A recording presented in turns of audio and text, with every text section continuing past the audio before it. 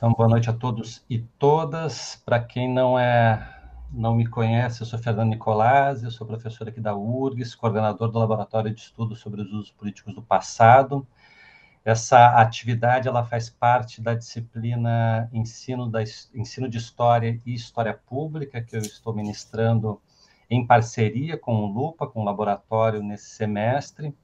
E a proposta dessa disciplina é fazer uma reflexão sobre o lugar social de historiadores e historiadoras na sociedade contemporânea, a partir dessa temática da história pública e da agenda de pesquisas e de debates que a história pública nos traz atualmente, pensando também os públicos da história, pensando como é que os públicos se relacionam com o conhecimento histórico, como que essa figura de historiadores e historiadoras é representada na nossa sociedade. Então, esse é o objetivo mais geral da disciplina. E um dos eixos temáticos dentro dela, que a gente vem trabalhando algumas aulas, é justamente alguns dilemas sociais e teóricos que a contemporaneidade coloca para o campo da historiografia, para o campo da produção do conhecimento histórico. E um desses dilemas mais centrais, mais importantes e de maior repercussão atualmente é justamente o tema do negacionismo. E aí, então, por conta dessa temática, eu convidei o professor Eduardo Wright Cardoso para participar dessa aula, desse colóquio Lupa, tá? Deixa eu só habilitar aqui que as pessoas estão entrando. E então, logo de imediato, eu já agradeço muito, Eduardo, pela tua disponibilidade de participar, de vir conversar com a gente. Tá? O Eduardo ele é graduado em História aqui pela Universidade Federal do Rio Grande do Sul. Ele tem mestrado em História pela Universidade Federal de Ouro Preto e doutorado em História Social da Cultura pela PUC do Rio de Janeiro. Né? E durante o período de pesquisas dele do doutorado, ele fez um estágio de bolsa sanduíche na École des Hautes Études en Sciences Sociales, em Paris, sob a supervisão da professora Sabina Loriga. Ele também já fez um estágio de pós-doutorado junto à Universidade Federal Rural do Rio de Janeiro e atualmente ele é professor de teoria da história na PUC do Rio de Janeiro. Tá? Entre a produção dele, e eu vou deixar compartilhado aqui, deixa eu só colocar, eu vou colocar aqui no chat, porque é um livro que está disponível para fazer o download, que é um livro resultado da pesquisa de doutorado dele, o livro intitulado A Cor Local e a Escrita da História no Século XIX, o uso da retórica pictórica na historiografia nacional, e foi publicado em 2019 pela editora FI, aqui de Porto Alegre. E ele também é autor do artigo intitulado, que ensejou esse convite, ensejou o motivo dessa conversa, o artigo intitulado Em Busca da Mentira, de reflexão dele é justamente a temática do negacionismo. Tá? Então, Eduardo, mais uma vez, muito obrigado pela tua disponibilidade e generosidade de estar aqui participando com a gente. Né? Eu sei que você deu aula de tarde, né? Então, a gente fica nessa tela o tempo todo. E, enfim, o Eduardo vai fazer uma exposição, bastante nada formal, assim, vai ser mais um tom de conversa, e depois a gente abre para uma discussão ampliada, tá bom? Eu peço a todos e todas que, enquanto não estiverem se manifestando durante a fala do Eduardo, que mantenham seus microfones desligados, tá? Então, Eduardo, fica à vontade. Ótimo, muito obrigado, Fernando.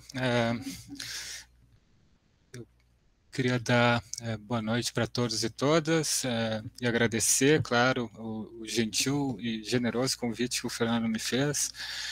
Da minha parte, evidentemente, é um prazer, claro que é um prazer sempre com asteriscos, né, com alguns senões diante dessa atual situação, dessas condições, mas de qualquer forma, para mim claro, uma satisfação imensa voltar à URGS, né, a universidade na qual eu me formei e da qual eu tenho o maior orgulho. Então, eu queria também, na abertura, se tu me permite, Fernando, fazer expressar aqui o meu reconhecimento em relação ao trabalho que o pessoal do Lupa tem feito. O Fernando mencionou que essa disciplina é uma disciplina minimamente compartilhada, o pessoal do Lupa talvez esteja por aí, mas eu queria, aproveitando que é uma manifestação pública, de expressar esse meu reconhecimento, e esse reconhecimento diz respeito não só a uma agenda de pesquisas que me parece absolutamente fundamental e urgente, então temáticas que estão sendo levantadas pelo pessoal, levantadas e estudadas pelo pessoal do Lupa, mas também uma agenda de atuação que envolve, então, o historiador nesse espaço público, que, da minha parte, enfim, também é absolutamente admirável e merece o reconhecimento do trabalho que o Lupa vem desenvolvendo. Então, da minha parte, é quase que uma satisfação dupla, né, poder tanto voltar, ainda que remotamente, ao URGS, quanto participar minimamente desse trabalho que o Lupa vem desenvolvendo. O Fernando me perguntou, me solicitou, então, uma fala a partir do texto, mesmo que a gente estava conversando um pouco antes, e também já desde o momento que ele elaborou o convite. A ideia não é sintetizar o texto, né, sintetizar esse artigo, nem retomar o argumento central, ou mesmo fazer alguma possível retificação, que eu falo isso porque eu faria algumas retificações nesse texto, talvez começando pelo fim do texto. O texto tem um final um pouco dramático, né? Enfim, que expressava naquele momento, esse texto ele surgiu inicialmente como uma fala em 2019, e ele tem esse tom, esse final um pouco dramático, até um pouco desencantado. Não sei se eu manteria esse final, mas eu acho que eu justifico ele pelo fato de que ele foi inicialmente uma fala num evento. Eu acabei mantendo, acho que funcionaria, esse final funciona mais para uma fala, né, do que exatamente para um texto, mas de qualquer forma eu vou evitar essa lista de retificações que eu faria, ou de correções, e vou tentar apresentar alguns pontos que talvez possam vir a ser, enfim, oportunos nesse momento. Então é menos recuperar o argumento do texto e mais partir do texto para pensar alguns possíveis desdobramentos. Claro que, não sei se todos tiveram a oportunidade de ler o material, ou mesmo a paciência de ler esse texto, mas se for o caso, depois na conversa a gente pode retomar ele de modo mais detalhado, ok? Então, eu organizei uma fala muito, como disse o Fernando, muito informal. A ideia é abordar, enfim, a partir do texto e incorporar, digamos, três ângulos, né? Ou três momentos, assim. Eu não sei qual seria a melhor forma de caracterizar isso que eu pretendo fazer. Mas peço desculpa a todos e todas. A gente sabe que isso tem acontecido em diversas dessas discussões, né, em diversos desses eventos. E, enfim, pelo menos conseguimos resolver aqui rapidamente. Peço desculpas pela minha demora técnica, né? Mas eu já tinha conversado com o Eduardo, era um pouco previsível, né? Então, enfim, não tem muito o que fazer nessas horas, né? Ou a gente fecha, de fato, essas atividades para poucas pessoas, ou a gente mantém ainda a perspectiva de uma universidade pública, aberta a todos e todas, e a gente vai ter que lidar com isso, né? E acho que isso é o que mostra como que esse tipo de discussão que a universidade pública enseja na nossa sociedade, mostra como que essa discussão incomoda essas pessoas, né? Então, no fundo, é isso. Peço desculpas, então, a todos e todas, e a você também, Eduardo, por essa interrupção lamentável. Então, voltamos à programação. Não, absolutamente, acho que tu tens razão, Fernando. No fim das contas, exatamente porque essa discussão incomoda que a gente mantém ela, e não vai ser isso que vai nos impedir de continuar a conversa. Enfim, eu me referia à tentativa de uma sugestão inicial de pensar esse texto, então, a partir de três aspectos, três ângulos, três abordagens, digamos assim. A primeira é uma tentativa de tentar situar esse texto, digamos, e aqui eu vou falar um pouco da minha própria trajetória, da minha pesquisa, enfim, espero que não fique muito enfadonho, mas explicar um pouco como eu acabei chegando nessa discussão a respeito do negacionismo. Eu faço questão de abrir a minha conversa, ou abrir a conversa com vocês a partir desse ponto, porque eu queria também deixar bastante evidente que eu não sou nenhum especialista nesse assunto. Na verdade, o que me motivou a chegar a essa discussão foi justamente um pouco dessa inquietação, ou enfim, enfim, dos problemas que têm surgido na nossa sociedade, problemas como esse, né, enfim, esse tipo de ataque que é feito à academia, à universidade. Então, o texto, eu acabei chegando nessa temática justamente um pouco impactado pelo nosso contexto. Enfim, eu vou depois explicitar cada um desses pontos com mais calma, mas eu queria, desde a abertura, já deixar isso bastante evidente. Eu não me considero um especialista, mas esse tema se tornou urgente, se tornou premente em determinado momento, e eu acabei me voltando para ele, mas também explicitar um outro percurso que penso eu também se articula com essa temática. Um segundo ponto diz respeito, então, a um enquadramento da questão do negacionismo.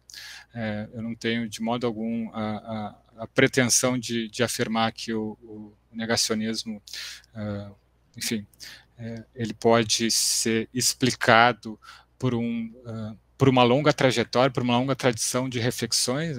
Não quero, com isso, sugerir uma desconsideração em relação à especificidade dessa temática na nossa contemporaneidade, ou especificamente o negacionismo do Holocausto, que é o que aparece, né, nesses dois empreendimentos enfim, sobre os quais eu tentei falar nesse texto, mas ao mesmo tempo em que a gente não deveria, claro, abrir mão dessa especificidade, eu acho que valeria a pena qualificar o debate, ou pelo menos subsidiar esse debate, a partir da inserção da temática do negacionismo numa tradição um pouco mais longa, ou pelo menos uma tradição de reflexões um pouco mais longa, e que diz respeito, por exemplo, sobre os debates, não só sobre negacionismo, mas também sobre verdade e falsidade, sobre mentira, sobre realidade, mesmo sobre ficção, que eu acho que é importante e que, volto a dizer, ajuda a qualificar um pouco esse debate.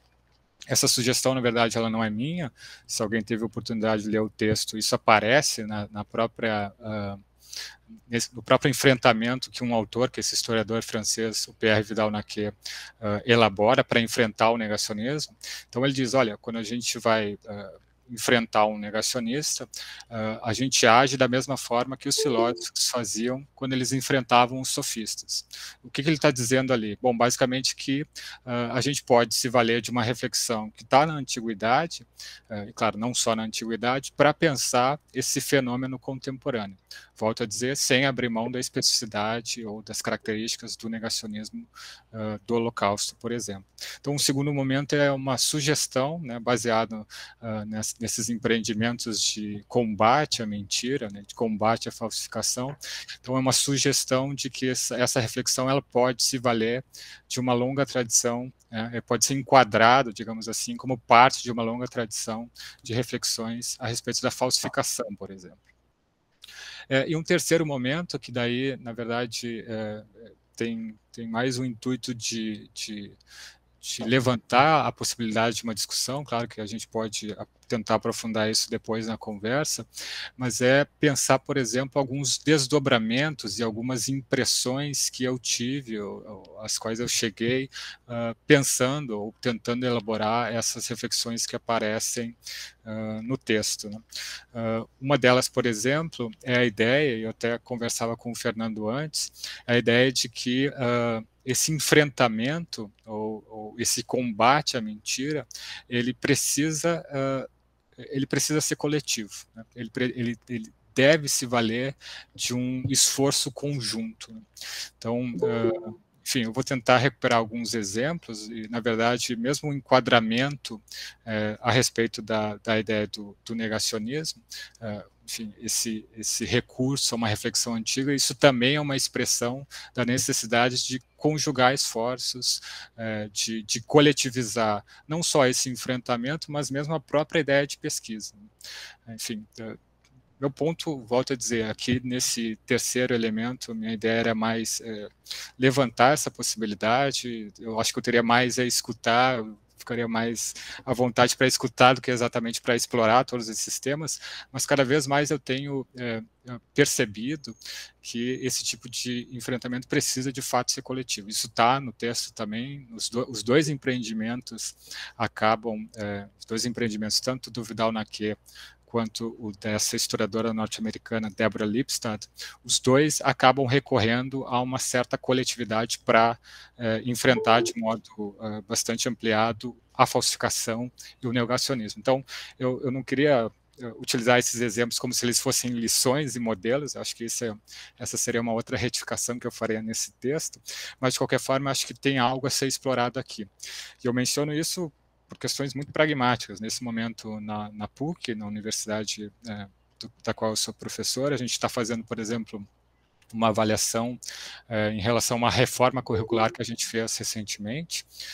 Então, após essa reforma, agora a gente está no momento de análise dos resultados, e a gente estava pensando sobre a disciplina, que é uma disciplina que chama Oficina 2, Oficina da História, na qual, enfim, que tem por objetivo ensinar, ou, enfim, praticar o projeto de pesquisa.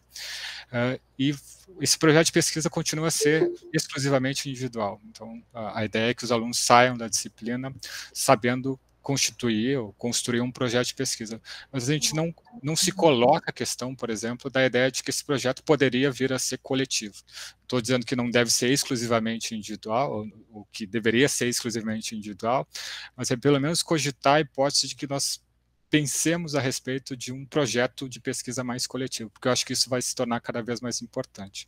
Então, o meu terceiro ponto é, a partir do texto, pensar alguns possíveis desdobramentos, ok? E que incluem, então, a tentativa, ou enfim, pelo menos a cogitação da ideia de uma pesquisa que seja mais coletiva, ok?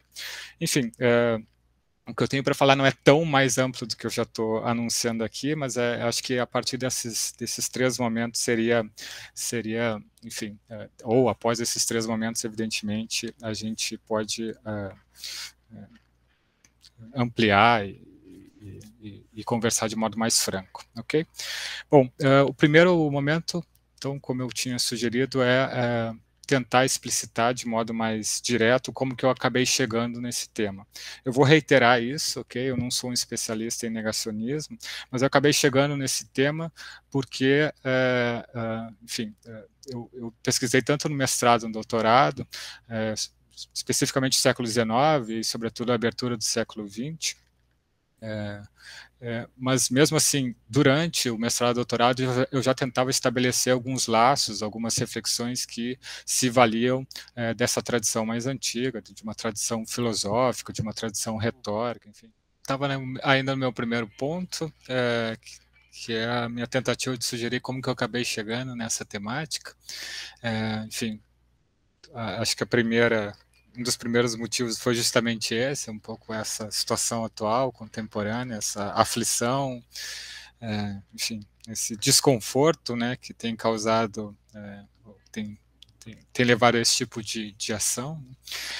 Mas também acho que seria possível mencionar, e claro que isso é sempre uma construção posterior, né, e talvez não sei em que medida eu estou sendo justo com o que eu venho, enfim, com essa trajetória, com essa breve trajetória, mas de qualquer forma eu já tinha um pouco o interesse em relação a essas relações entre história e retórica. Então, depois do meu doutorado, eu tive a possibilidade de constituir um projeto que, já agora como professor da PUC, que tentava, né, o que tenta, o meu projeto nesse momento é sobre isso, projeto de pesquisa, que tenta então analisar essas relações entre história e retórica. Por que eu acho que isso é relevante? Porque, especificamente, nesse projeto, é um projeto que está dividido, digamos, também em duas entradas, uma reflexão antiga, então, o título do projeto é História e Retórica, Diálogos Antigos e Apropriações Contemporâneas. Então, a ideia é tanto fazer uma entrada para dar conta dessa antiguidade, dessa história antiga, que é uma história ainda organizada de modo retórico, ou influenciada por uma certa noção de retórica. Isso aparece em autores, enfim, canônicos, ou que hoje a gente considera canônicos, como Tucídides, mesmo Cícero, que submete o trabalho do historiador ao trabalho do orador, por exemplo, ele tem um texto sobre isso, um famoso texto que chama Do Orador, mas também uma reflexão contemporânea, né? Então, tentando dar conta dessas apropriações contemporâneas, nas quais há uma certa reflexão sobre a reapropriação da retórica a partir, aí, provavelmente, da segunda metade do século XX. E o que começou a me chamar a atenção é que nesse levantamento inicial para pensar essa pesquisa, apareceu tanto essa reapropriação de alguns autores dessa reflexão antiga, ou dessas reflexões a respeito da retórica, da sofística, quanto nesse mapeamento, nesse levantamento, quanto essas reflexões a respeito do negacionismo. Então, no fim das contas, em alguma medida, claro que não há uma relação, ou a relação não é necessariamente direta, mas o que eu acabei percebendo é que há uma sobreposição de dois debates, talvez até mais, mas seguramente dois, um vinculado a uma reapropriação, uma releitura da retórica antiga nessa contemporaneidade, a partir da segunda metade do século XX, que se sobrepõe, que se vincula, que se associa a esse outro debate, que é o debate a respeito do negacionismo. Então, claro, há ligações entre essas duas reflexões, elas não são necessariamente imediatas, mas é possível estabelecer um pouco esses laços. Eu acabei chegando no tema a partir disso. Então, é um percurso um pouco indireto, mas é a partir da reflexão entre história e retórica, ou dessas relações, ou dessa reapropriação contemporânea da história e retórica, que eu acabei chegando nessa temática do negacionismo. Então, só para dar alguns exemplos muito imediatos, o François Hartog, que é um historiador francês, ele vai sugerir que esses laços entre história e retórica eles são reabertos por um historiador e crítico norte-americano que chama Hayden White. Então, supostamente o Hayden White teria sido responsável por essa reabertura contemporânea desses laços, e é possível, inclusive, fazer uma certa tipologia dessa recepção que se dá, então, a partir da década de 70 e 80. Então, há autores como o historiador italiano, bastante importante, que chama Arnaldo Mamigliano, que vão dizer, olha, nós não podemos aceitar uma relação da história com a retórica, porque isso seria muito perigoso, porque isso permitiria um certo relativismo e, inclusive, a possibilidade de um negacionismo. Então, o Arnaldo Mamigliano vai vetar um laço muito estreito entre história e retórica, não só na contemporaneidade, mas também para a antiguidade, e não é casual, nem trivial o fato de que o Arnaldo Mamigliano é um historiador da antiguidade, um especialista na temática da antiguidade. Então, a resposta dele é: nós não podemos aceitar esses laços entre história e retórica. Há autores, pelo contrário, que vão estimular essas relações, e isso está tanto na historiografia quanto na filosofia, ou em filósofos e críticos da história, como o próprio Paul Ricoeur, que vão tentar articular o que existe de retórico na história, então, enfim, recuperando o Aristóteles propriamente e pensando como se dá essa operação retórica e o que tem na historiografia que se vale dessa operação retórica. Então, tem textos sobre isso também. Então, o Paul Ricoeur seria um desses entusiastas, ou pelo menos um sujeito que aceita de modo mais tranquilo a possibilidade de uma relação entre história e retórica. Um outro exemplo importante desse debate é o Carlo Ginzburg, um historiador italiano, que ele relê a retórica aristotélica justamente para identificar na retórica do Aristóteles o elemento que, para ele, une história e retórica, que é a ideia da prova. Então, ele tem também diversos textos nos quais ele argumenta dessa forma. Isso seria também uma tentativa de intervir, ainda que diretamente, nesse debate a respeito do relativismo, do ceticismo, que desemboca no negacionismo, ou que pode desembocar. Estou tentando não estabelecer relações diretas, em alguns autores essas relações aparecem, mas eu acho que são debates, em alguma medida, divergentes, né? Tem aspectos em comum, mas, de modo geral, são debates divergentes. E há autores digamos que dentro dessa brevíssima tipologia que aceitam isso, ou aceitam a relação da história retórica, mas estabelecendo alguns limites, e um deles é o próprio Vidal-Naquet. Então, o Vidal-Naquet, nessa tipologia, seria um autor que aceita, adota, né? Há um laço, então, entre história e retórica, mas isso precisa ser visto com muito cuidado, e isso aparece, ou pelo menos eu tentei recuperar essa recepção do Vidal-Naquet nesse texto, né? Ele diz, olha, a gente está sendo jogado, né, para um debate que não é o nosso, que é o debate a respeito da retórica. A historiografia que supostamente não deveria se aproximar dessa reflexão retórica, está sendo jogada para essa zona e precisa, então, a partir desse momento, lidar com isso também. Então, eu menciono isso porque nesse levantamento desse projeto de pesquisa eu acabei chegando nessas respostas variadas, enfim, ou mesmo nesse princípio de tipologia que, volto a dizer, acaba sobrepondo, aproximando, ou pelo menos estabelecendo algumas aproximações ou alguns laços entre o debate sobre o negacionismo e o debate, ou um debate associado à recepção da retórica nessa segunda metade do século XX, ok? Então, enfim, com isso eu encerro o meu primeiro ponto de como que eu acabei chegando, né, qual é a origem dessa reflexão, ou desse texto especificamente, sobre o negacionismo. Eu acho que ele articula esses dois debates, ok? Dito isso, eu passo para o meu segundo ponto, que é justamente, bom, a partir do momento que a gente percebe a sobreposição dessas enfim, questões, né, no século XX, vale a pena olhar para trás, né, e recuperar um pouco dessa tradição mais antiga. E, mais uma vez, aqui não há nada original nessa sugestão, o Vidal-Naquet faz isso, então, quando ele diz que nós somos levados meio que a contragosto a essa reflexão sobre a retórica, isso faz com que a gente, de fato, tenha que enfrentar exatamente, ou pelo menos debater o que a gente entende por retórica, o que a gente entende por sofística, o que a gente entende pela filosofia antiga, enfim. Então, é uma sugestão que está, ou é uma pista que já está no texto do Vidal-Naquet, que eu acho que vale a pena ser observada ou ser recuperada. E, na verdade, isso não está só no Vidal-Naquet, né? Tem vários outros textos e autores que vão tentar demarcar que, para que a gente faça uma reflexão a respeito da falsificação contemporaneamente, seria não só oportuno, quanto absolutamente fundamental recuperar esses debates da antiguidade. Então, também aqui, eu vou passar muito rapidamente por alguns autores, mas, por exemplo, eu menciono no texto um historiador norte-americano que chama Anthony Grafton, que ele tem um texto, na verdade mais de um, eu menciono ali um texto que chama Falsários e Críticos, né, onde ele basicamente procura refazer esse largo arco temporal, né, então pensar a ideia da falsificação não só contemporaneamente, mas também desde a antiguidade. O foco do Anthony Grafton é a reflexão a respeito da falsificação a partir do Renascimento, mas ele também abre o texto mencionando esses debates na antiguidade, então não só da falsificação, mas também da crítica, né, enfim, da resposta à falsificação, que é o trabalho de crítica. Então ele abre esse texto falando da antiguidade e ele vai encerrar o texto falando da literatura negacionista.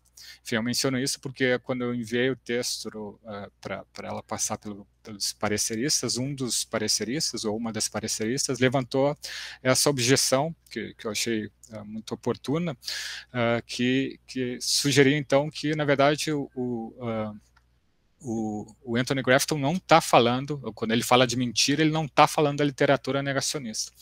Mas, na verdade, é isso. No fim do texto, ele faz uma referência explícita ao negacionismo. Então, mais uma vez, acho que o Anthony Grafton também ele pode ser recuperado aqui, porque a sugestão dele é que esse debate é um debate que se vale muito dessas reflexões antigas, e isso, mais uma vez, qualifica o debate, complexifica essas questões e deve ser mobilizado, né? É um debate que precisa disso. Tem um outro autor contemporâneo, enfim, que é o Derrida. Ele tem um texto no qual ele brinca um pouco com a possibilidade de constituir uma história da mentira, né? Porque ele, enfim, ele levanta essa hipótese. Se nós fôssemos fazer uma história da mentira, que tipo de fonte nós utilizaríamos, né? Porque se as fontes são mentirosas, isso ainda permanece sendo uma história da mentira. Se a gente for fazer uma história da mentira, a gente vai ter que recorrer a fontes mentirosas, né? Então ele joga um pouco com essa ideia, mas o argumento dele, em alguma medida, é também esse. A gente precisa, e ele faz isso, né? Ele faz essa longa trajetória, a gente precisa recorrer a essas reflexões, e ele vai citar Platão, Agostinho, enfim, ele faz um longo arco temporal para chegar numa discussão contemporânea. E, na verdade, no caso do Derrida, ele não enfrenta a questão do negacionismo, ele tá mais preocupado em digamos, em responder a mentiras que foram feitas sobre ele. O contexto desse texto, dessa produção dele é um pouco essa, mas, mais uma vez, o ponto, o que qualifica o debate, o que permite a Derrida responder é recuperar essa longa tradição de reflexões, não só sobre a retórica, mas também sobre a ideia da mentira. E ele diz, olha, se nós fôssemos, de fato, fazer uma história da mentira, a gente vai ter que recorrer, a gente vai ter que incorporar nessa história da mentira a sofística e a retórica. Então, essa é um pouco a conclusão do texto dele. E eu diria, enfim, nesse levantamento eu acabei chegando em diferentes autores. Então, o Derrida, que evidentemente não é um historiador, nem pretendeu ser, mas ele acabou aparecendo. Mas mesmo a Hannah Arendt, que também não é uma historiadora, mas é uma teórica da política com uma longa reflexão, ou com uma reflexão mais sistemática a respeito do conhecimento histórico, ela tem alguns textos, na verdade, da década de 60 e 70, eu chego a mencionar de passagem no artigo também, onde ela, de modo muito semelhante ao que faz o Derrida, ela tenta responder a mentiras que foram feitas a respeito da recepção do livro dela, especificamente do Eichmann em Jerusalém. Então, é um livro que lida, pelo menos, com a temática do Holocausto e indiretamente com uma certa ideia de negacionismo, né? Considerando que os primeiros negacionistas foram, de fato, os nazistas, né? Essa é uma percepção de um historiador, o Robert Van Pelt. Ele diz que os primeiros negacionistas são os próprios nazistas, porque eles passam a negar o crime imediatamente após cometer eles, né? Após cometer o crime. Então, o texto da Hannah Arendt acaba lidando mal ou bem, ou direto ou indiretamente, com a questão do negacionismo, mas é a partir da recepção do livro dela que ela passa a escrever um desses textos, que é um texto clássico a respeito da mentira. Então, é uma consideração dela a respeito da verdade e mentira na política. Então, estou mencionando tudo isso porque o que aparece nessas sugestões é, bom, é necessário enquadrar o tema do negacionismo também nessa tradição a respeito, ou nessa longa tradição de reflexões a respeito da mentira, a respeito da falsificação. E com isso, acho que valeria a pena minimamente também dar uma passada por alguns desses autores. Enfim, eu não vou abreviar um pouco o que eu tinha imaginado falar, mas tem um autor que me parece absolutamente central, sobretudo porque ele é absolutamente fascinante, que é o Luciano de Samosata. Não sei se vocês já tiveram algum tipo de contato com esse autor. Na verdade, é um autor que é muito difícil apreender coisas a respeito dele, porque é um autor sobre o qual se tem pouquíssimas informações, a não ser os seus próprios textos, né? Um autor que, tal como Platão, produziu muito e se tem a maior parte dos textos dele, mas, diferentemente de Platão, não se tem tantas informações a respeito do Luciano de Samosata. É um autor do século II, e ele tem uma série de reflexões a respeito dessa ideia de mentira que ele enquadra a partir de uma noção que é a noção do pseudos. O pseudos para a antiguidade é uma noção, até o Derrida fala muito nisso, né? Uma pseudologia, né? Um estudo do pseudos, mas o pseudos é uma noção na antiguidade que abarca um vasto, digamos, uma vasta rede conceitual, digamos assim, que inclui a mentira, a falsificação, o logro, o erro, o equívoco, a astúcia em alguma medida. Então, a noção de pseudos, que em alguma medida a gente continua a mobilizar hoje, né, quando a gente se refere a um conhecimento pseudocientífico, uma pseudociência ou alguma coisa nesse sentido, essa partícula pseudos, ela, na antiguidade, ela se referia a um vasto número de fenômenos, né, que inclui, então, como eu disse, a ficção também, ela é parte do pseudos, a mentira deliberada, a mentira inconsentida, enfim, pseudos, de fato, é uma categoria muito rica. E o Luciano de Samosata procura abordar essa noção do pseudos em diversos textos que, volto a dizer, são absolutamente fascinantes. Então, ele tem textos sobre o amigo da mentira, ou o amante da mentira, onde ele vai tentar entender, de modo muito irônico e satírico, por que nós nos fascinamos muito pela mentira, por que a mentira nos causa muito fascínio, por que as pessoas adotam e aceitam mentiras, mesmo quando nós sabemos e temos convicção de que aquilo é uma mentira. Enfim, Luciano, de fato, aborda isso em vários textos. Ele tem textos onde ele reflete sobre as relações do pseudos com a história, e ou na visão dele, ainda que não seja um historiador, ele acaba mobilizando Tucídides como um exemplo importante para isso. Ele ajuda a eleger Tucídides como um modelo de historiografia e um modelo de historiador. Então, a posição dele em relação à historiografia é que o pseudos não pode ser incorporado pela historiografia. Em determinado momento ele diz que existe um muro que separa a história do pseudos, né? O pseudos aqui apareceria de diferentes formas, como, por exemplo, uma historiografia apologética, então um sujeito que vai narrar a vida de um governante, um rei, alguma coisa assim, quando ele exagera nos seus elogios, né, mas faz uma história apologética, ele está exagerando no uso do pseudos, porque o pseudos também engloba a ideia do exagero, né, do desmedido. Então, Luciano, volta a dizer, tem vários textos onde ele tenta refletir sobre isso.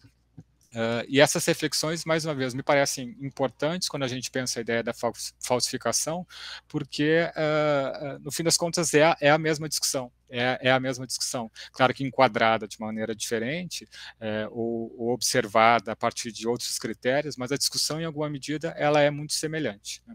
Então, a discussão sobre o negacionismo é uma discussão sobre falsificação.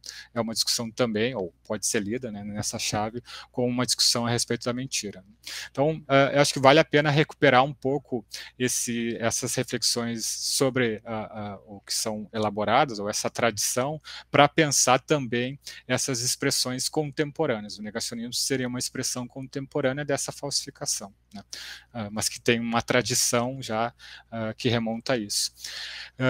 Enfim, eu vou abreviar um pouco aqui a minha fala inicial, para chegar, então, no meu terceiro ponto, ok? Que não sei se vocês se recordam ainda, a gente estava em outra sala, mas possíveis desdobramentos, né, possíveis consequências desse tipo de reflexão.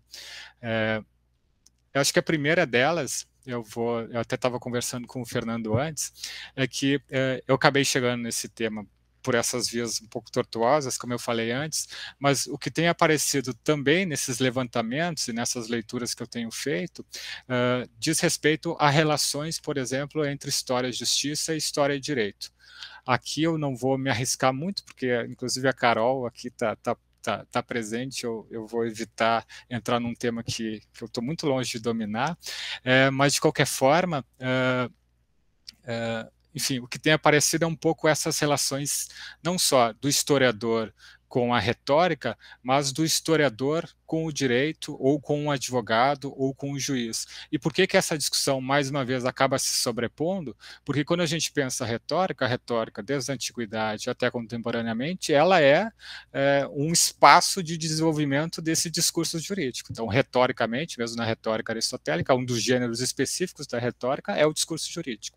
Então, isso também acaba reaparecendo nessas discussões contemporâneas. Eu até estava conversando com o Fernando, a gente estava um pouco antes aqui dessa sessão, enfim, dessa conversa, o enfrentamento que um autor como Vidal-Naquet elabora em relação à mentira inclui o negacionismo, mas inclui também, então, essa abordagem a respeito esse desvelamento da mentira, inclui também esse discurso jurídico, porque ele participa, por exemplo, de um projeto, não é um termo, mas uma espécie de comissão que vai analisar vai analisar o caso de um sujeito que chama Maurice Audin, que é um professor que foi, no contexto da descolonização francesa, um professor que é preso pelo exército francês, agora não me lembro se ele é tunisiano ou argelino, mas ele é preso pelo exército francês e some nas dependências do exército, enfim, da cadeia, né? E o Pierre Vidal-Naquet, ele enfim, conhecia esse sujeito, né, e ele passa a desconfiar por uma série de motivos, não só ele, né, um grupo de pessoas passa a desconfiar da versão do exército francês que argumentava que esse sujeito se evadiu, que esse sujeito fugiu da cadeia e não se tem mais notícia a respeito dele. Bom, o próprio Vidal-Naquet, ele menciona isso, né? Eu, como historiador, vou utilizar as armas da historiografia, vou me valer desses protocolos e dessa prática historiográfica para desvendar a mentira do exército francês. E ele faz esse texto, então, é um texto que tem uma repercussão jurídica e é um caso polêmico também com repercussões muito importantes. Inclusive, acho que as últimas notícias que eu tive é que o François Hollande, há 2, 3 mandatos atrás, né, enfim, foi presidente francês, há alguns anos atrás, só agora ele reconheceu a participação do governo francês nesse desaparecimento. Mas o que aparece também nesse enfrentamento, ou nesse conjunto de enfrentamentos de historiadores em busca da mentira, é um texto famoso do Carlo Ginzburg, né? Talvez vocês conheçam, que chama O Juiz e o Historiador, onde, da mesma forma, de um modo muito análogo, ele, como historiador, passa a refletir sobre a prática jurídica, porque ele percebe, né, na verdade, um amigo dele, que chama Adriano Sofre, que é um ativista italiano, ele passa a ser acusado de assassinato, e o Carlo Ginzburg, como historiador, então, ele vai ler toda a documentação que é produzida por esse julgamento e vai tentar estabelecer, então, as proximidades, mas, sobretudo, as diferenças entre a prática do historiador e a prática do juiz, mas, no fim das contas, o que ele tentou, e ele fala isso de modo bastante explícito em entrevistas posteriores, o que ele tentou era produzir uma peça jurídica, né? Então, ele, como historiador, demarcando a diferença entre história e justiça, história e direito, né? Não quero equiparar de modo equivocado, leviano essas duas instâncias, mas ele, como historiador, tenta formular uma peça jurídica para intervir num debate ou numa arena que não é a dele, é uma arena jurídica, né? E ele é um historiador. Então, essa questão que aparece no texto da Deborah Lipstadt, de como é possível agrupar ou aproximar, ou mesmo ou mesmo reconhecimento das instâncias, né? Então, uma coisa é a arena jurídica, outra coisa é a prática do historiador, enfim, que evidentemente fica bastante explícito, né, no julgamento de um negacionista, como é o caso do sujeito que ela tenta enfrentar, e triunfa, né? Triunfa sobre ele. A gente precisa mencionar essas vitórias, mas o ponto essas discussões elas também incorporam, elas também acabam reaparecendo a partir dessas outras instâncias. Então, acho que vale a pena, na verdade, tem uma longa, ou talvez não tão longa, mas uma vasta produção que tenta identificar os limites entre a prática do historiador, seja agindo de modo mais direto em relação a essas intervenções jurídicas, seja demarcando as diferenças. Então, tem alguns historiadores, por exemplo, o Henri Rousseau, que é um historiador francês, ele decide não participar de um julgamento, ele diz que, mesmo sendo um especialista, ele opta por não intervir, porque ele reconhece a distância entre a prática jurídica e a prática do historiador e diz: o historiador ele não deve agir como se ele fosse um juiz, fundamentalmente porque o historiador está para além do historiador, o historiador não precisa lidar da mesma forma que o juiz com uma sentença que enfim, ou o sujeito é culpado ou o sujeito é inocente, né? Como o historiador não lida com esse tipo de duplicidade, ou enfim, de estreiteza, né, jurídica, né, porque só tem esse resultado, ou o sujeito é um culpado ou o sujeito é inocente, como o historiador não precisa lidar com essa forma, essas práticas se afastam de tal forma que o Henri Rousseau decide não participar de um julgamento. No entanto, nós temos, e o próprio texto traz um pouco esse exemplo, outras perspectivas que por exemplo, a do Richard Evans, né, que é um historiador britânico, também muito conceituado, especialista na temática da Segunda Guerra Mundial e especialista na questão do Holocausto, talvez não diretamente no Holocausto, mas um historiador que trabalha essa questão, que intervém no debate, que é consultado, né, que é chamado, que é convocado no julgamento e elabora um longo relatório, né, de 700 páginas para intervir como historiador num debate que é jurídico. Então, ele participa diretamente como um especialista desse tipo de contenda, desse tipo de debate. Então, as posições, apenas para arrematar, as posições são muito variadas, e o que eu acabei percebendo nessa trajetória um pouco incerta, um pouco imprecisa, é que essas questões elas acabam reaparecendo, ora de modo mais direto, ora de modo menos direto. Okay? E só para encerrar, e depois a gente abre para conversa, eu também conversar um pouco com o Fernando antes, eu queria chamar a atenção para essa dimensão que me parece importante, que é evitando a ideia de que nós podemos extrair lições desses casos, muito pelo contrário, eu volto a dizer, talvez eu tenha mobilizado esse termo no artigo, e eu não sei se eu concordo com ele, mas de qualquer forma, o que a gente pode extrair desses empreendimentos de combate à mentira, ou de combate à falsificação, é a ideia, pelo menos a expectativa de uma atuação que seja mais coletiva, né? Isso aparece nos dois exemplos, né? Aparece de modo muito evidente no caso da Deborah Lipstadt, que se vale, então, de um conjunto de especialistas que são historiadores, mas também, enfim, historiadores, cientistas políticos, mas evidentemente o próprio pessoal da defesa, né, advogados, enfim, promotores.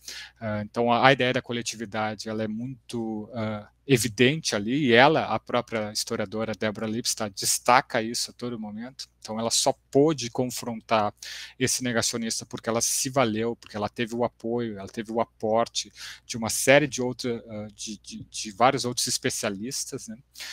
Mas eu acho que isso também acaba aparecendo, direto ou indiretamente, talvez um pouco mais indiretamente, no caso do Vidal-Naquet. Isso aparece nesse outro combate à mentira, né, no caso Odan, né, dessa intervenção que ele elabora, né, para identificar a mentira do governo francês em relação a esse sujeito que foi desaparecido pelo governo, pelo exército francês, mas isso também acaba aparecendo nesse outro empreendimento, enfim, nesse combate à mentira sobre o negacionismo. Só que aí talvez essa coletividade seja um pouco mais imprecisa, mas ela também aparece porque ela é a coletividade dessa longa tradição de reflexões, né? Essa longa tradição que subsidiou e que fundamentou as reflexões que ele desenvolve. Então, volto a dizer, a coletividade está ali, né? Essa tradição está ali. E isso não é gratuito, ele está a todo momento fazendo referências a essas tradições, né? Ele está recuperando autores, ele está recuperando o próprio Platão, ele está recuperando Aristóteles, enfim, ele faz referência à sofística antiga e ele acha isso absolutamente fundamental. Tem uma entrevista depois, eu encerro essa minha fala inicial com esse comentário, mas tem uma entrevista que ele dá já no fim da vida, onde ele diz que, no fim das contas, ele sempre, ele diz isso, né? Eu me sinto muito próximo a Ginsburg, né? Eu admiro muito Ginsburg, porque ele faz algo que eu fiz, né? Na verdade, os dois são da mesma geração, os dois são nascidos na década de 30, né? O Vidal-Naquet e o Ginsburg, e ele diz, eu passei minha vida inteira lidando ou enfrentando a mentira e a impostura. Enfim, ele me menciona algo nesse sentido. Sempre fiquei lidando com a mentira e com a impostura, tentando desvendar a mentira e a impostura. Não só contemporaneamente, esses casos são uma evidência disso, mas também para a antiguidade, porque ele, como um especialista da antiguidade, ele tenta desvendar a mentira que está no próprio Platão, por exemplo. Platão, enfim, é um sujeito que se vale muito de uma certa mitologia que ele constrói, né? Platão se vale muito de mitos, né? Mito de Atlântida, o mito da caverna, a alegoria da caverna, enfim, mitos a respeito da escrita, a própria ideia de uma república, enfim, que ele joga um pouco com a ideia de uma possível mitologia. Então é um construtor de mitos, né? Isso é parte da argumentação filosófica platônica. Mas eu achei muito curioso quando eu li essa entrevista ele dizendo isso, eu vou desvendar inclusive a própria mentira platônica, ou a mitologia platônica. Então ele tem textos sobre a Atlântida, onde ele debate essa dimensão.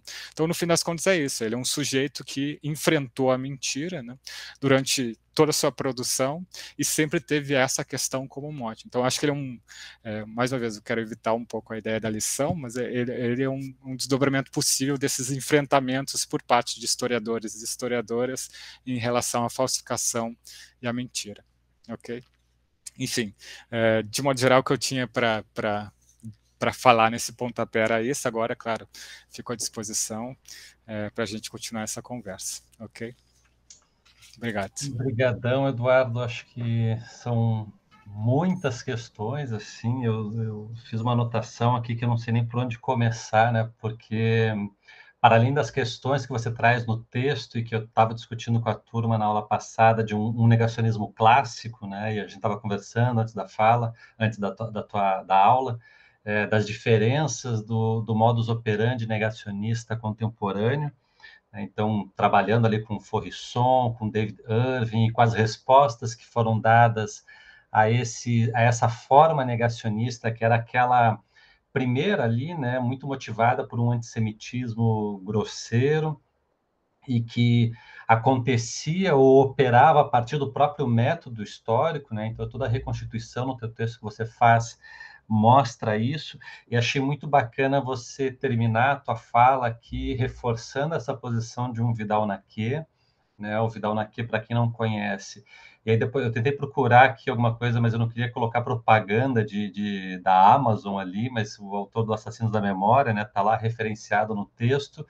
É alguém que perdeu a mãe em Auschwitz e é um historiador da antiguidade, mas com intervenções políticas muito importantes na contemporaneidade, enquanto ele era vivo, né? Então, isso é um dado.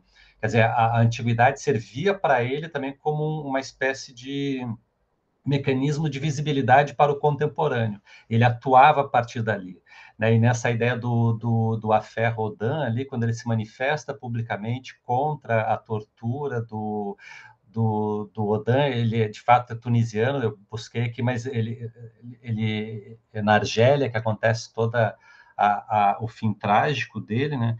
Ele assinava no jornal, agora não me lembro se era historiador mesmo ou era históricos, não sei se você se lembra disso, eu me lembro que o Hartog mencionava isso nas aulas porque o Hartog escreveu sobre Pierre Vidal-Naquet, um livro todo sobre ele, mencionava, e a assinatura era históricos. Então ele fazia questão, olha, aqui publicamente, nesse espaço público por excelência, que é um jornal, e atuando politicamente contra uma situação que me incomoda, né? Enfim, claro, incomodar é uma palavra até fraca para aquilo, mas que me perturba profundamente, é um historiador falando.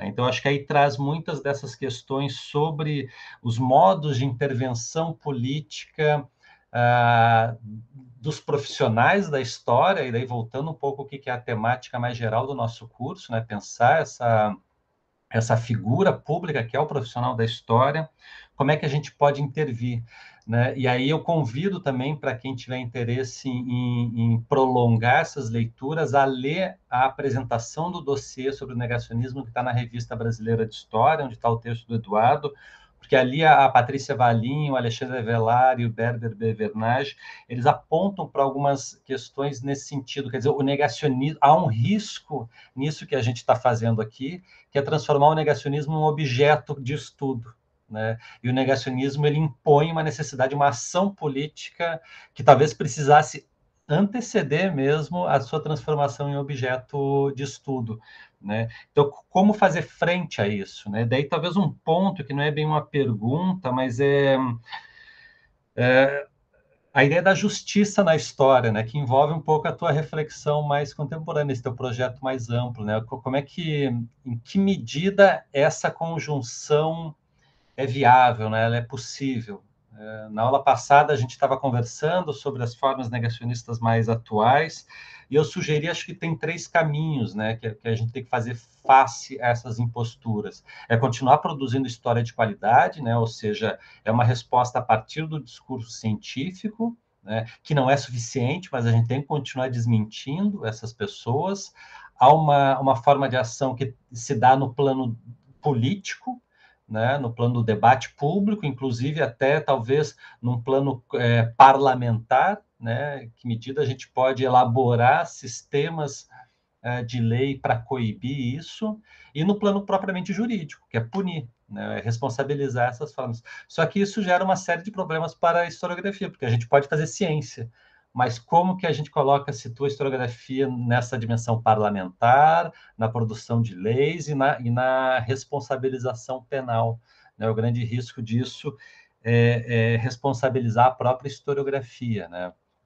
Então, assim, isso fica um ponto mais geral. Eu não quero me alongar muito, depois, se ninguém fala nada, depois eu volto aqui, mas eu queria só destacar que eu mencionei ali também, coloquei duas sugestões de texto, não sei se vocês conhecem. Um é do Jean Cocteau, que é enfim, um intelectual francês que escrevia peças para teatro, e na década de 40 ele escreve um monólogo que é sobre o mentiroso.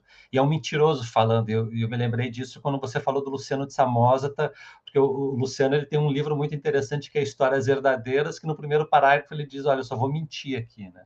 E aí dialoga muito com isso que o Eduardo estava comentando. E o texto do Alexandre Poiré, que eu mencionei na aula passada, que ele está elaborando uma reflexão sobre a mentira, justamente no contexto nazista, né? Enfim, de atuação mais intensa do nazismo. Se eu não me engano, é um texto de 43, tá? Então, deixar um pouco aí, talvez, para a nossa conversa mais geral, e daí, bom, eu tinha me planejado começar justamente pelo final do teu texto, Eduardo, porque eu achei genial aquele final, né? Para quem não conhece, eu vou ler aqui. O Eduardo termina o texto assim: diante de uma balança na qual a ênfase atual parece recair para o polo da falsificação, estaríamos hoje, talvez seja útil perguntar em um contexto pandêmico, estaríamos hoje mais capacitados não para a anatomia de uma mentira, que é aquilo que o Vidal Naquet faz, mas para uma necrópsia da verdade, né? E eu tinha pensado, eu vou começar com essa pergunta: a verdade morreu mesmo, né? O que nós vamos fazer? A gente vai transformar ela num objeto também de estudo, né? Então, enfim, fica aberto aí, pessoal, para intervenções, perguntas, né? Na verdade, o que eu coloquei não foram bem perguntas, mas é mais para animar um pouco o debate, né? Não sei se alguém quer se inscrever.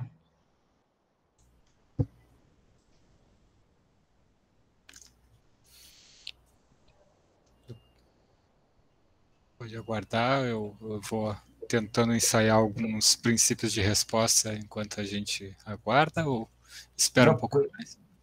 Pode ir, daí o pessoal vai se animando aí. Então, eu acho que esse texto, começa com também esse texto Jean Cocteau. Na verdade, nesse momento também estava conversando com o Fernando, estou oferecendo uma disciplina compartilhada com meu colega, o professor Henrique Estrada, e a gente está dando uma disciplina sobre verdade. Na verdade, o título é A Verdade e Seus Contrários, alguma coisa nesse sentido. Enfim, estou tão cansado que eu não me lembro do título da disciplina, mas o ponto é reproduzir esse largo arco de reflexões, né? Então a gente faz de um modo talvez um pouco panorâmico, mas acho que é importante fazer isso também, recuperar diversas dessas intervenções que estão tentando pensar a ideia da verdade da mentira, ou essas possíveis correlações e sobreposições entre uma coisa e outra. Então a gente começa lá com, claro, né, de uma certa tradição que a gente escolheu e constituiu, ocidental. A gente começa lá com Homero, mas a gente tentou dar conta de vários textos de uma maneira bastante pretensiosa, eu reconheço.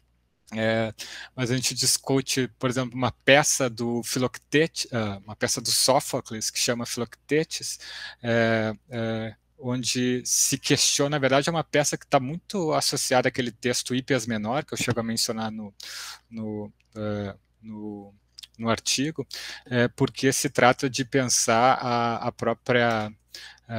de pensar a atribuição que se dá a esses personagens. Então, no fim das contas, na peça, o Filoctetes, enfim, reproduz um mito, né, que é um sujeito que é abandonado, enfim, numa ilha, né, e ele é abandonado também pelo próprio Odisseu, né, pelo próprio Ulisses, que é apresentado na peça como um sujeito mentiroso, um sujeito enganador, um sujeito que se vale da sua astúcia para praticar essas mentiras, né? Que no fim das contas é o que reaparece naquele texto Hipias menor, né? Como que nós vamos caracterizar o Odisseu ou Ulisses, se ele é uma boa pessoa ou ele é uma má pessoa, né? Na medida que ele se vale, né? Ele é caracterizado como esse sujeito de 1000 recursos, 1000 artifícios, né? Que se vale da sua metis, que se vale da sua astúcia para enganar. Mas, enfim, de fato, há uma longa tradição, e esse texto que tu mencionaste, do Jean Cocteau, eu acho muito interessante, porque, no fim das contas, a associação que eu fiz, quando a gente estava levantando material para dar o curso, eu e o Henrique, a associação que eu fiz foi imediatamente com o Luciano de Samozes. Eu acho que é muito interessante, eu acho que é muito direta essa relação, porque, no fim das contas, é isso, é o sujeito que decide, e o Luciano de Samozes está nesse texto, né, uma história verídica, uma história ou uma narrativa verdadeira, nós temos em português as duas traduções, é o sujeito que abre o texto, e ele está dialogando indiretamente com uma certa reflexão a respeito da história, mas ele abre o texto falando, olha, eu vou mentir aqui, e eu vou contar coisas que eu não vi, nem presenciei, e que jamais poderiam ter acontecido. Então há uma certa sátira em relação à historiografia, né? Há uma certa inversão da historiografia. Tem um professor da UFMG, o Jacinto Lins Brandão, que é um dos principais especialistas na obra do Luciano de Samozes, ele diz que ali é uma ficção da história, né, porque ele inverte a historiografia, ele recorre a essas marcas de verdade, mas de modo invertido. Então, todo esse relato, né, o Luciano de Samozes descreve um relato de guerra, então ele mostra lá que existiam tantos mil soldados de um lado, tantos mil soldados de outro, só que a guerra, na verdade, então ele está reproduzindo Tucídides, digamos assim, mas a guerra, na verdade, é entre os habitantes do Sol e os habitantes da Lua, né? Porque é uma história que não poderia ter acontecido. E ele está tanto invertendo esses valores da historiografia, mas fazendo referência a eles, quanto dialogando diretamente com Aristóteles, porque, no fim das contas, ele amplia, né? Então, na poética do Aristóteles, tem aquele famoso capítulo 9, onde ele separa história e poesia, mas ele diz, a poesia é o que poderia ter acontecido. Enquanto Luciano expande, quase que explode a ideia do poderia, porque ele diz, isso que eu vou narrar aqui não poderia ter acontecido de modo algum. Mas ele está a todo momento jogando com esse tipo de valor, esse tipo de marcas de verdade que assegurariam a validação do conhecimento, mas ele está invertendo isso também. Enfim, então, de fato, Luciano é um autor extremamente fascinante. Se tiverem tempo, eu recomendaria fortemente. Mas voltando um pouco para essas questões que o Fernando levantou, também, se vocês não me interromperem, eu vou continuar falando aqui, porque o tema me interessa. Um aspecto que o Fernando mencionou é sobre a possibilidade de fato de um enfrentamento em relação a esses negacionistas. E essa é uma questão que aparece nos dois autores que foram objetos ali do artigo. Tanto o Vidal-Naquet se faz essa questão, se coloca essa questão, então, de fato, é possível enfrentar esses sujeitos, a gente precisa criar leis para combater esse tipo de negacionismo, como é que a gente responde a eles? A Débora Lipstadt também coloca quase nos mesmos termos, como é que a gente faz para enfrentar esses sujeitos, se a gente determinar ou censurar de antemão, isso não é uma afronta, por exemplo, à liberdade de expressão, né? Os dois se colocam questões muito próximas, e no caso do Vidal-Naquet, mesmo o Chomsky, o debate que envolve, né, o Vidal-Naquet, o Faurisson, acaba tendo a contribuição do Noam Chomsky, né, que faz lá uma defesa da liberdade de expressão, e essa defesa acaba pesando para o lado do Faurisson, para o lado negacionista. Depois o Chomsky parece, né, Vidal-Naquet menciona isso, parece que ele diz, olha, esse meu texto, ele não deveria ser lido dessa forma, ele diz que não deveria ser associado ao Faurisson, mas foi um texto de intervenção que ele acabou autorizando a liberdade de expressão do Faurisson. Então, de fato, essa é uma questão que é difícil de responder, né? Não se tem muito controle em relação a isso, é muito difícil dar uma resposta definitiva e absoluta, mas apenas para recuperar um pouco desses exemplos. O Vidal-Naquet, tentando responder a isso, lá pelas tantas ele diz, nós precisamos viver, devemos viver numa sociedade com o Faurisson, com o negacionista, e ele diz, sim, nós precisamos viver com a gente não pode abdicar desse sujeito, a gente não pode criar uma lei que determine a impossibilidade desse sujeito falar. né, ou desse sujeito produzir textos, né. Então, o próprio, na biografia que o Fernando mencionou, na biografia intelectual que o Fernando mencionou, do François Artois sobre o Vidal Naquet, ele menciona isso. É uma sociedade que vive com o Fauresson. A gente não pode escapar disso. Ou seja, é uma sociedade que não vai vetar a fala desse sujeito. Nós precisamos viver na mesma sociedade que ele. No caso da Deborah Lipstadt, se vocês tiverem também tempo para ler o texto dela aqui, pouco amarra todo o julgamento, que é o texto que, inclusive, tem em português, se chama Negação, que se tornou o filme, né? Ela diz, ela encerra o texto um pouco falando nessa ideia da liberdade de expressão. Olha, a gente dá liberdade de expressão, porque, enfim, esse é um princípio básico, né? A gente dá, não, esse é um princípio básico, só que esses sujeitos vão ser responsabilizados. Então, tem um pouco essa diferença entre os dois, né?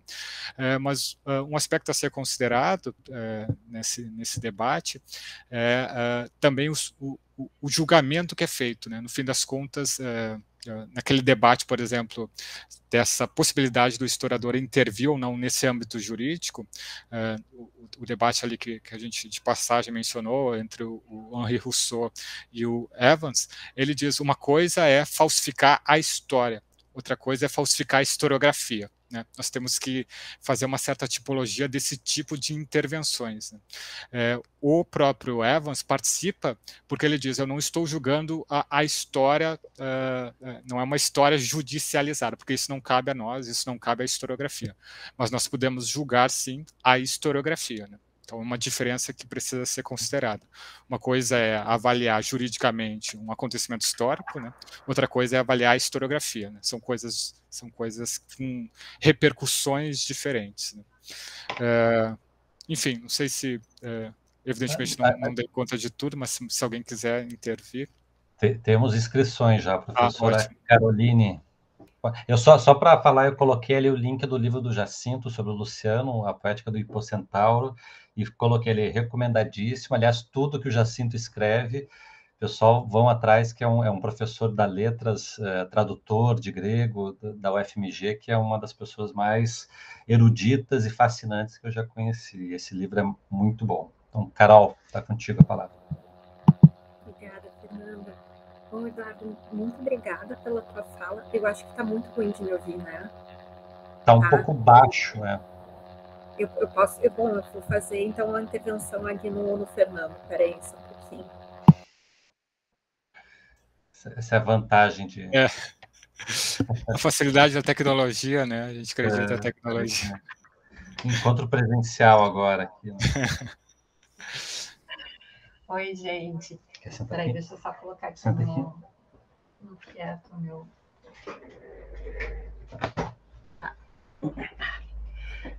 Bom, Eduardo, então, em primeiro lugar, muito obrigada pela tua fala. A gente lamenta muito esse acontecido, né, inicial. Acho que deu uma desestabilizada, um pouco uma desconcentrada, assim, no início, mas depois, enfim, as tuas considerações, elas são muito instigantes e também lamento muito que nós não estejamos aqui no encontro presencial, onde depois a gente possa seguir debatendo etilicamente, gastronomicamente também o encontro, mas torcemos para que isso logo aconteça.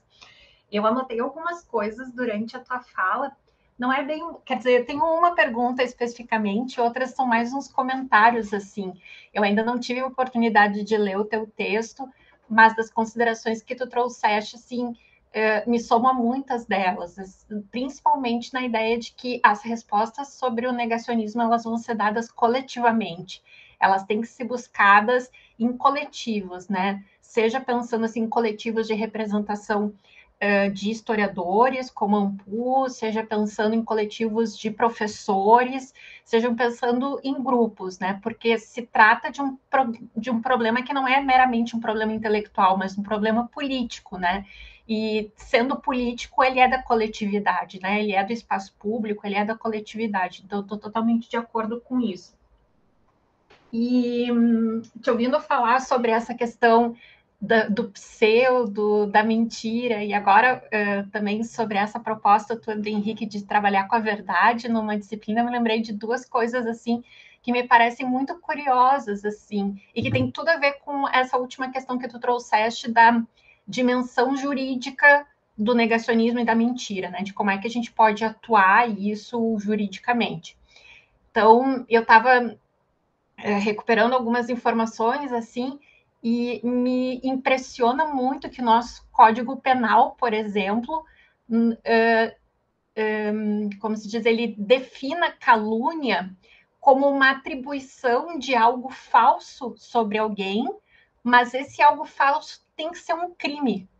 Ou seja, não basta meramente tu atribuir uma falsidade a alguém. Essa falsidade ela tem que ser um tipo de crime. E isso me chama muito a atenção, assim como outras derivativas dentro da questão da calúnia, que nós não temos como pensar a calúnia de grupos, ou seja, grupos que são prejudicados como uma calúnia coletiva, mas ao mesmo tempo tem como caluniar mortos. O nosso Código Penal, ele estabelece limites que tu não pode imputar a um morto um crime, porque existe a proteção da honra, da memória dessa pessoa, e isso realmente assim me parece muito curioso, perto de pensar algumas soluções em relação a essa circulação da mentira e da forma como ela tem nos afetado politicamente. Aí, só mais duas coisinhas para encerrar, para, de repente, contribuir com o debate de vocês sobre a verdade. Eu vou compartilhar no chat depois, agora que eu voltar aqui para o meu computador. Em 1990 e... deixa eu ver quando é que foi isso aqui. Em 2015, teve um professor nos Estados Unidos que ele resolveu trabalhar com a noção da mentira e da falsificação, professor de história, né? Ensinando os alunos a mentir. Então, ele fabricou uma mentira, né, o que fosse uma fake news, e essa fake news circulou pela internet durante uns 3 meses, até daí eles virem a público e desmentir isso como uma forma, e ele disse que isso para os alunos dele tinha um intuito pedagógico, que era só podemos enfrentar a mentira se nós sabemos como que ela é feita. E aí ele sugeriu, então, a criação dessa mentira, e ele compartilhou o plano de aula, tudo eu vou colocar no chat aqui para vocês. E aí, por fim, para encerrar aqui, tu trouxe muito, enfim, muito enfaticamente esse posicionamento do Vidal Naquet em relação a gente tem que viver numa sociedade com Faurisson, e da própria Débora, assim, que, ok, temos que viver, mas essas pessoas têm que responder sobre os seus atos, e depois de recuperar todo esse debate historiográfico, desse posicionamento desses historiadores, eu quero saber o que o Eduardo acha que tem que ser feito quanto a isso. Eu quero saber um pouco da tua posição, o que tu acha, assim, que poderia ser uma medida... enfim, enquanto historiador e enquanto um cidadão, né, o que poderia ser uma medida a ser feita em relação ao negacionismo? Era isso, obrigada. Não, vou voltar. Mais alguém quer acrescentar alguma questão aí, pessoal? Junto com as perguntas que foram feitas pela Carol. Ou vamos deixar o Eduardo se virar aí nessa... Foram perguntas. E eu tinha até mais uma outra... Desculpa. Eu ia pedir para alguém fazer uma pergunta fácil, porque essas difíceis eu não vou conseguir responder. Não, então vai lá. Depois, se sobrar um tempinho, eu faço mais algum comentário. Vai lá, Eduardo. Então. Não, eu começo com a mais difícil, que eu não... sobre a qual eu não tenho uma resposta direta. Eu tenho, enfim... tenho impressões, pode ser. Eu estava falando também, eu estou pensando, eu estou dando nesse momento, eu tendo a oportunidade de dar tanto essa disciplina compartilhada com o meu colega, o Henrique Estrada, quanto uma outra disciplina que chama História e Justiça, que, aliás, se encerra, eu estava conversando com o Fernando antes, que se encerra com o texto da Carol. Enfim, a gente vai discutir justiça de transição. Mas, enfim, então, o que eu acabei fazendo um levantamento de várias possibilidades que abordam a questão, enfim, textos como esse do Ginsburg, que eu mencionei antes, as relações entre o historiador e o juiz, tem, enfim, reflexões mais sistemáticas sobre a ideia do juízo moral, né? O historiador pode emitir um juízo moral. Enfim, eu até recuperei um texto que eu li na graduação, quando eu estava na URGS, que é um texto que o Temístocles tinha indicado numa disciplina de teoria da história. ele indicou, estava no programa, mas eu não me lembro de ter lido, então não sei se eu faltei a aula ou se a gente acabou não discutindo, mas é um texto da Agnes Heller, que é uma filósofa húngara, recentemente falecida, que ela tem uma teoria da história, o texto chama Uma Teoria da História, e ela vai abordar de modo muito direto essa ideia de pode o historiador emitir um juízo moral. E é um texto muito difícil no sentido de que a questão é muito difícil, né? Como que nós historiadores podemos julgar, né? E ela oscila um pouco na resposta. Acho que o grande ensinamento desse texto, depois que eu li com a turma, que a gente discutiu, é que nós não temos como oferecer uma resposta pronta, porque ela diz, olha, o historiador não pode julgar, o historiador deve julgar, ela começa o texto dizendo, o historiador deve julgar, porque ele deve esperar que as gerações futuras nos julguem, né, julguem a nossa geração, e o historiador, como participante dessas gerações, ele também é tanto o juiz quanto o objeto do julgamento, mas depois ela percebe que isso é insuficiente, que isso não dá conta, porque não cabe a nós, né? Nós não podemos julgar os outros, né? E claro, a justiça é um tema central para ela, né? Para quem tem um contato com a produção da Agnes Heller. Então ela realmente oscila nas respostas. Ela diz lá pelas tantas, nós não podemos julgar com exceção dos monstros, e daí ela cita Hitler. Então a gente só pode julgar os monstros, né? Mas enfim, se a gente já está julgando, se a gente já está determinando que alguém é monstro, a gente já está julgando, enfim, então de fato, assim, não há uma resposta muito pronta para isso. Então eu acho que eu meio que compartilho dessa dificuldade em enfrentar a questão. Mas um texto que é importante, eu tenho convicção que a Carol conhece, mas talvez fique como uma referência para outras pessoas, é um texto do Paul Ricoeur, né, que chama, também enfrenta a questão, o historiador e o juiz, acho que ele inverte ali, né, do Ginsburg é o juiz e o historiador, o dele é o historiador e o juiz, onde ele remonta, né, a argumentação, lá o debate do Ginsburg com o Hayden White, e ele introduz uma terceira categoria que me parece a categoria que nos ajuda a pensar sobre a questão, que é a ideia do cidadão. Então, seja historiador, seja juiz, a gente precisa pensar a partir de um ponto de vista da cidadania. Não responde a questão, Carol, seguramente não responde, mas acho que no fim das contas reconhecer a dimensão, né? Seja do historiador, seja do juiz, a gente precisa atuar de uma maneira a partir da cidadania. E daí, então, eu acho que remonta, né, ou remete a essa tua resposta de que enfim, a atuação precisa ser coletiva, precisa ser societária, a gente precisa se colocar dentro dessa coletividade.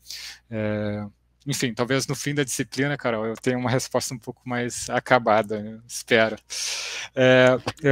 Enfim, outros elementos que a Carol mencionou, tem tem um texto que chama Imposturas Intelectuais, um texto meio estranho, um livro, na verdade, meio estranho, que é de dois autores, eu me lembro apenas do primeiro, que chama Alan Sokal, que é um sujeito que, na verdade, é um matemático, se eu não me engano, um físico, que vai reler uma certa produção, entre muitas aspas, pós-moderna francesa, né, assim que ele trata, de maneira muito crítica, dizendo que esses sujeitos, na verdade, eles se valem de uma rede conceitual que eles não dominam e que, portanto, em alguma medida, o que eles fazem é uma espécie de impostura. E o próprio Alan Sokal, ele, em determinado momento, escreve um texto, essa é uma polêmica que também acaba tendo uma certa repercussão, que ele escreve um texto e envia para uma revista que ele também considera pós-moderna, um texto que ele diz é um texto completamente sem pé nem cabeça, pensando aí coisas baseadas numa física pós não sei o que e tal, e é um texto que é aceito pela revista. E daí, evidentemente, isso corrobora o argumento dele, que é sugerir de que essas revistas, ou que uma certa pós-modernidade, ela é muito frágil conceitualmente, ou teoricamente, ou em termos da sua fundamentação. Enfim, de fato, isso gera uma polêmica, e nem seria o caso de recuperar tudo aqui, mas esses experimentos de produzir essas falsificações, eles são de fato muito frequentes, né? Esse é um bom exemplo desse tipo de debate, porque a crítica que o Sokal vai fazer em relação, por exemplo, ao fato de que essa revista não é avaliada por pares, né? E a gente reabre a ideia da coletividade, né? Eu estava conversando com o Fernando sugeriu um tempo atrás, eu não conhecia, né? Eu conheci a partir da sugestão dele o livro da Naomi Oreskes, né? De como a dúvida é um mercado, né? Mas ela termina aquele texto, em alguma medida, destacando que a ciência é uma ação coletiva, demanda uma atuação coletiva, e demanda uma atuação coletiva que se expressa, sobretudo, pela avaliação entre os pares, né? Então, de fato, esse é um dado que a gente não deveria desconsiderar de modo algum, né? Como que a gente enfrenta? Bom, mais uma vez, recorrendo aos nossos pares, né? Recorrendo a uma coletividade que consegue enfrentar isso de modo muito mais direto, muito mais fundamentado também, né? Mesmo conceitualmente, mesmo teoricamente. Enfim, a Carol mencionou também a ideia do fato de que os direitos, os mortos, né, me escapou aqui na minha anotação que os mortos, dos direitos dos mortos, eu fiquei me lembrando daquele texto do historiador belga que chama Anton de Baetz, né, não sei se é assim que se pronuncia, mas ele tem um texto que me parece muito importante, a gente discutiu também nessa disciplina, sobre o impacto da Declaração Universal dos Direitos Humanos no trabalho do historiador, e ele se questiona, né, porque essa Declaração Universal dos Direitos Humanos não contempla os mortos, nem os desaparecidos. Então ele chega a constituir uma categoria alternativa para pensar nos direitos humanos, agora não me foge um pouco o nome, dos direitos humanos desses que já estão mortos, né, porque eles não são contemplados diretamente nos direitos humanos. Os direitos humanos aparentemente são só para os vivos, né? Então ele debate essa questão e me parece uma boa argumentação, sobretudo porque também aparece ali essa separação, isso está dentro de uma parte da disciplina, dessa separação, exato, os mortos não seriam sujeitos de direito para ele. Então aparece essa separação entre o que é da ordem da historiografia, ou da prática histórica, o que é da ordem jurídica, né? E ele também joga um pouco com essa ideia, dizendo, olha, os historiadores têm mais competência para julgar os mortos afastados, os mortos mais distantes, enquanto a justiça tem mais competência para julgar e avaliar os mortos mais contemporâneos, né, porque se trata de uma questão presente, né? Ainda que ele também esteja, né, colocando em questão essas duas delimitações, né? Porque o historiador também pode atuar presentemente e o jurista, o advogado, enfim, também pode atuar a partir de uma distância um pouco maior, né? Enfim, eu fiz algumas anotações aqui, a ideia do pseudo da mentira, a dimensão jurídica é mentira. Eu fiquei me lembrando do texto do Ginsburg, o Ginsburg eu acho muito curioso, né? No fim das contas, vocês, para quem acompanha o debate do famoso debate, a polêmica do Ginsburg com o Hayden White, lá pelas tantas, naquele texto, que é um texto da década de 90, né? Que ele formula por um evento nos Estados Unidos, sobre o princípio de realidade, né? Que é o texto mais diretamente que é mais um ataque ao Hayden White. Ele, lá pelas tantas, argumenta que o Hayden White cria uma argumentação que não nos permite mais diferenciar versões a respeito da história, né? Então, uma versão se sobreporia à outra na medida em que ela é mais eficaz, né? Ele se vale ele utiliza a palavra. Então, como que nós distinguimos entre duas versões de um acontecimento? Segundo o Ginsburg, nós não temos como fazer, o Ginsburg lendo Hayden White, né? Nós não temos como fazer isso a partir de um debate a respeito da verdade, porque para Hayden White, o Hayden White do Ginsburg, o Hayden White argumentaria que a única forma de distinguir versões é que uma é mais eficaz do que a outra. Por que eu estou mencionando isso? Porque nesse texto do Ginsburg, intervindo nesse debate jurídico, que é um texto de 1991, então um texto simultâneo ali, né, está nesse mesmo contexto, né, ele produziu um texto, que é um texto de um historiador, que tem por objetivo fazer uma intervenção jurídica. E numa entrevista posterior ele diz, olha, esse é o texto mais ineficaz que eu já produzi, porque é um texto que não produziu nenhum resultado. E daí o sujeito, inclusive, questiona ele, tá, mas tu manterias o texto, ou reescreverias, manteria? Ele disse, não, eu manteria, mas eu reconheço que é um texto que não tem eficácia nenhuma. Então, eu acho muito curioso que, no fim das contas, esses textos de intervenção jurídicas, ou de tentativas de intervenção por parte de um historiador numa arena que não é a dele, eles tenham que lidar com princípios com os quais, de modo geral, nós não estamos acostumados, né? Então, o Ginsburg tenta um pouco responder a isso, recorrendo à ideia de eficácia, que foi o que permitiu a ele atacar de modo muito direto o Hayden White. Mas, enfim, só mostra que a temática, de fato, é muito, muito difícil, né? A gente não tem muitos critérios para tentar fazer e justificar e fundamentar esse tipo de intervenção. Mas, enfim, Carol, estou pensando aqui nas suas considerações. Pessoal, quem quer contribuir mais aí?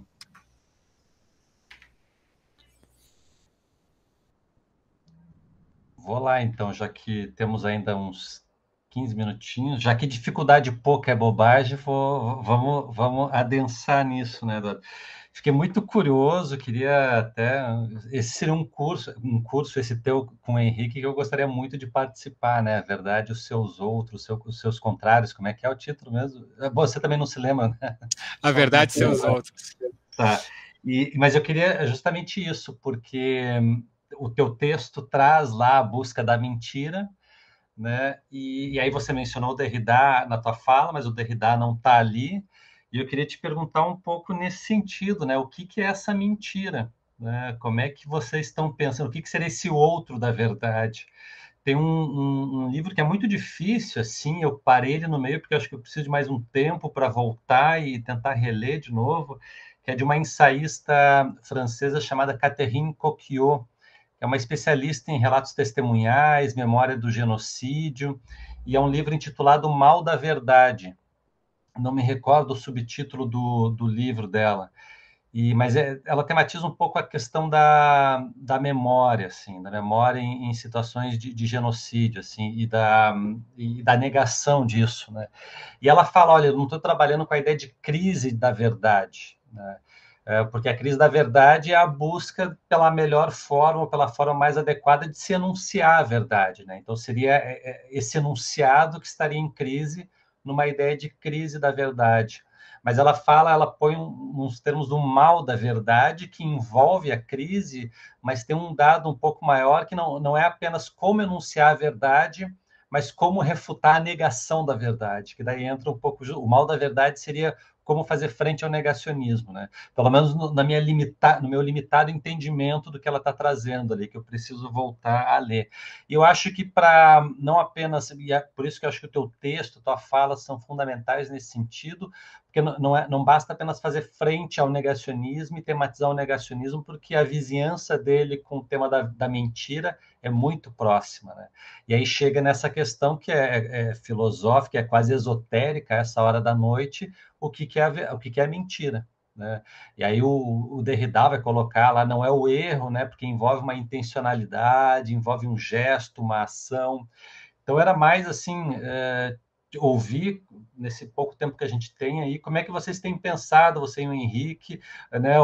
Quais são os elementos que vocês trouxeram até agora a partir desse curso que dê substância, pelo menos para nós, a partir da historiografia, definirmos, pensarmos a mentira, né? A falsificação é mentira, a negação do passado é mentira, são todos termos sinônimos, né? Como é que a gente vai lidando até terminologicamente com essa questão?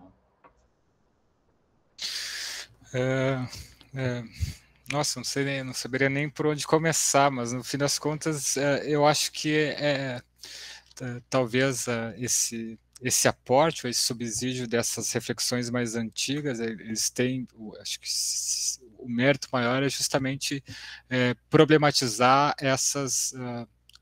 problematizar leituras muito imediatas ou imediatistas que lidam com essa oposição de modo direto, assim, a verdade e mentira.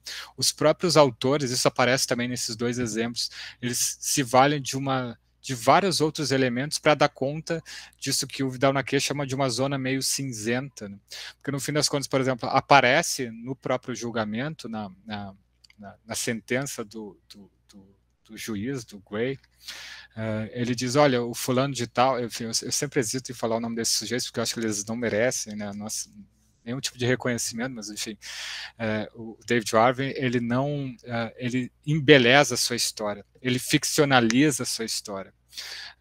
ele se vale de mitos a respeito da sua história.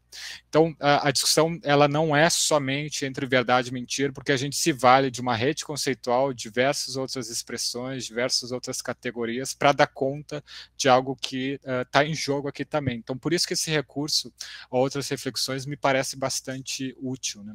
Parece bastante produtivo. O próprio Vidal-Naquet também fala isso, olha, esse negacionista ele está ficcionalizando, ele está criando mitos a respeito da história. Bom, então mito, ficção, embelezamento, todas essas expressões, todos esses fenômenos, eles precisam ser enfrentados e dificilmente nós conseguiríamos enfrentar eles com uma única arma, com uma única saída, ou com uma única solução, né? Por que eu estou mencionando isso? Porque, no fim das contas, é muito difícil, digamos, vetar de antemão ou impossibilitar a própria ideia da mentira. Por isso que eu acho que o recurso a uma filosofia, por exemplo, ou uma filosofia tal como a Hannah Arendt, né, a gente discutia isso na aula de hoje, porque ela diz a origem da mentira é a imaginação. E o exemplo que ela dá é isso. Então, olha para a janela e está chovendo, e eu digo que está fazendo sol, esse impulso da imaginação é absolutamente fundamental, porque no fim das contas é isso que assegura a liberdade humana, né? Claro que a gente precisa discutir o que ela está entendendo por liberdade, o que a gente está entendendo por humanidade, mas no fim das contas é a mentira que está na origem, ou é a imaginação que dá origem à mentira que está na origem disso tudo. Então a gente não pode abrir mão da mentira. A mentira assegura a liberdade humana, é isso que ela diz. Claro que os negacionistas, né, ou os mentirosos, eles pervertem essa liberdade, né, eles abusam dessa liberdade, mas no fim das contas essa liberdade é absolutamente fundamental, a gente não pode abrir mão dela. Então é importante que a gente tenha um pouco esse acesso a essas outras reflexões, porque isso oferece um pouco mais de substância, uma discussão que por vezes parece muito imediatista. Então, isso aqui é tudo ficção, isso aqui é tudo... Até hoje eu fico pensando, o que é um embelezamento da narração, como diz lá o juiz Gray a respeito do David Warren? Bom, aparentemente o historiador não precisa abrir mão do embelezamento da sua narrativa, mas quando ele se refere ao embelezamento como um sinônimo da mentira, bom, aqui sim nós temos um problema. Então, enfim, eu acho que a gente está mobilizando aqui uma série de expressões, uma série de fenômenos, e seria interessante recorrer a reflexões que são mais sistemáticas sobre cada um desses elementos, né?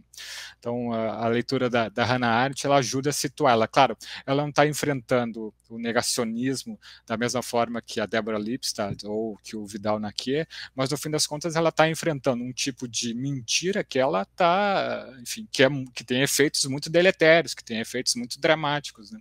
Então ela não está enfrentando isso de maneira leviana, quando ela reconhece, claro, sem fazer uma apologia ou um elogio, mas ela reconhece a importância da mentira para a sociedade. A mentira é fundamental. Então é o sujeito que olha para a janela e consegue criar um mundo novo, né? A ficção faz isso, e ela menciona, né? Por isso que ela mobiliza constantemente a ideia da ficção. A historiografia também faz isso, né? Claro que balizada, né, fundamentada, mas a historiografia também conta histórias, ela destaca isso. Então, nesses textos sobre verdade e mentira, tem mais de um, mas nesse texto da década de 60, ela encerra o texto fazendo um grande elogio aos contadores de história. E eles são os ficcionistas e são os historiadores. Então, há todo um percurso na reflexão dela que, no fim das contas, tenta autorizar ou demonstrar a importância disso como uma característica humana. A gente mente. Por isso que eu acho que também, mais uma vez, recorrendo ao Luciano, o Luciano está dizendo, bom, por que a gente fica fascinado com a mentira, né?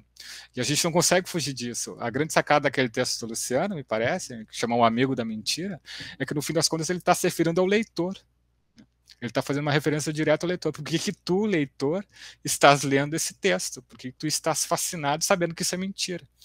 Então, e no fim das contas é isso, né? Ele está falando da gente, ele está falando de quem está lendo aquele texto dele. Então nós estamos fascinados com a mentira.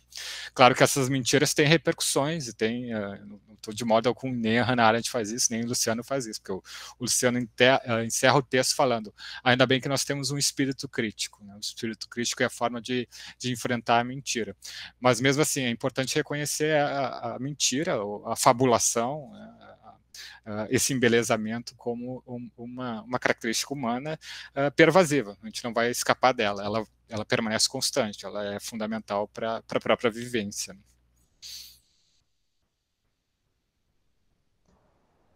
Maravilha, muitas coisas assim, a gente está chegando no nosso tempo, então, bom, essa questão aí uma coisa vai puxando a outra, né? A gente podia ficar aqui muito tempo mesmo, da importância da mentira, né? Porque me lembrou também uma passagem de o colega do Vidal-Naquet, o Jean-Pierre Vernant, que lutou na resistência francesa. Ele conta, não me lembro em qual texto, ele conta que tinha lá um dos colegas deles que estava preso e eles falsificaram um documento de soltura, alguma coisa assim, né? E daí depois o Vernant ele faz uma reflexão sobre a validade moral daquela mentira, né? Daquela falsificação. E daí depois, quando o sujeito foi pedir lá reparação por ter sido preso pelo governo de Vichy, parece que ele teve problema também porque ele apresentou o documento, não, mas foi falsificada, né, o documento. E é isso, né? Quer dizer, a mentira ela nunca vai ser abolida, ela vai ter sempre ali porque ela é constitutiva, né? Por isso que eu acho que esse jogo, a verdade e os seus outros, parece que a verdade depende desses outros, né? E a gente tem que lidar com esses outros, né? E como lidar, que esse é o nosso grande desafio, é o nosso grande dilema.